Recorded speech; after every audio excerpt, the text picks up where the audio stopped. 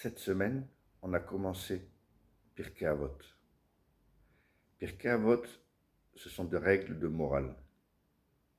Et la première Mishnah de Pirkei Avot commence par les mots Moshe Kibel Torah mi Sinaï. Moshe, il a reçu la Torah du Sinaï. Il a transmis à Yoshua, qu'il a transmis aux anciens, qui l'ont transmis, etc., etc., etc. Et il y a une grande question qui se pose.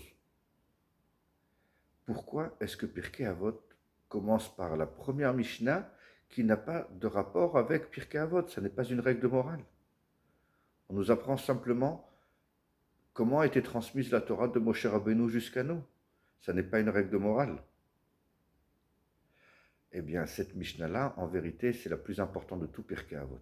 Cette Mishnah, elle nous apprend que tout ce que tu vas lire dans Pirkei Avot, toutes les règles de morale, ce ne sont pas des règles de morale que des gens ou des rabbins, ils ont pensé, ils ont estimé, ils ont considéré que...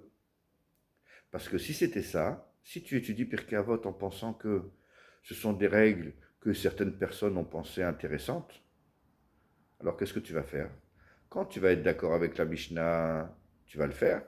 Et quand tu vas pas être d'accord, tu vas dire, eh bien écoutez, lui il pense comme ça, moi je pense autrement. La première Mishnah de Pirkei Avot, elle vient pour nous éviter cette erreur. La première Mishnah de Pirkei Avot, elle vient et elle me dit, Pirkei Avot, tu sais d'où ça vient? Ça vient pas de la tête d'un monsieur, d'un rabbin, même d'un tzaddik.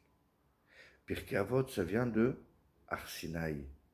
Moshe Rabbeinu, il a reçu Pirkei Avot en même temps que toute la Torah sur le Har Sinaï.